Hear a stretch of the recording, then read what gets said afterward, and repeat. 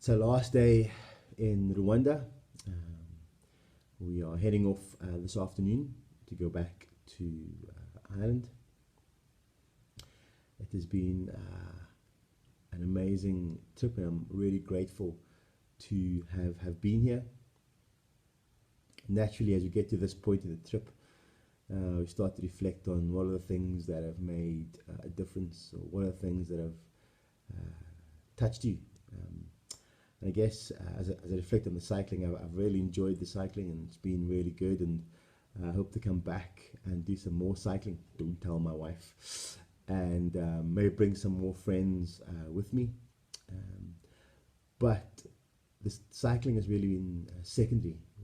What has really blown my mind is some of the stories that I've heard of people helping themselves and helping others. Wherever we go, people have said to us, that we're so glad you've come to our country, and we thank you for all you've done and the money you've raised to help us. And I kept wanting to stand up and say, do you know what? Personally, I'm really lucky. I'm blessed to have lots of friends who can give money, and I've begged and pleaded with them and asked them, and they've given, and I'm really grateful that they have. But in many ways, I'm blessed, and that's really easy for me to do. And my friends are really generous. But the real inspiration and the real heroes of these stories are the folk that live here and who decide to make a better life for themselves. And yes, it's been amazing to hear them belong to a group who've given them a loan to start their own business, and they write their own business plan, and they go out and they make a living from the loan that they have, and they pay it back to the group that they belong. And those have been amazing stories, and it's a real process that seems to work, and it's developed and increased people's way of life.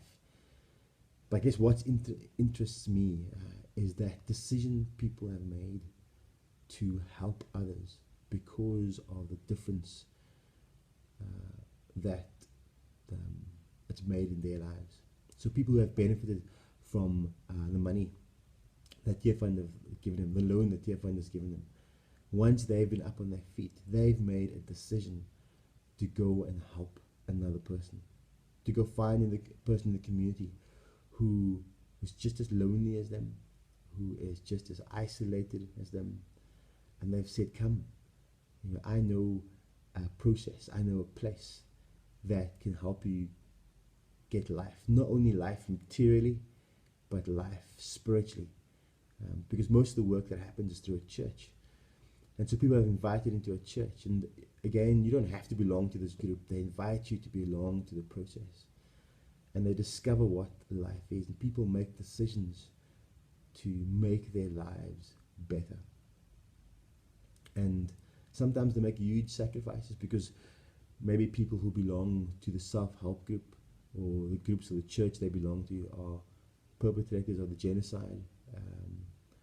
Maybe the people that belong to their church are people they don't get along with, but they make a decision to make their own lives and their fellow human beings' lives better. It seems that people see one another as human beings, and again, I've mentioned this before, they seem to ask the question, how can I make your life better?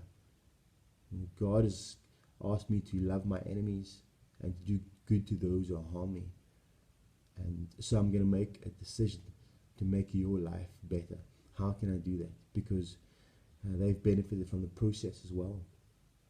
And I guess that is what I'll be reflecting on, the decisions people make.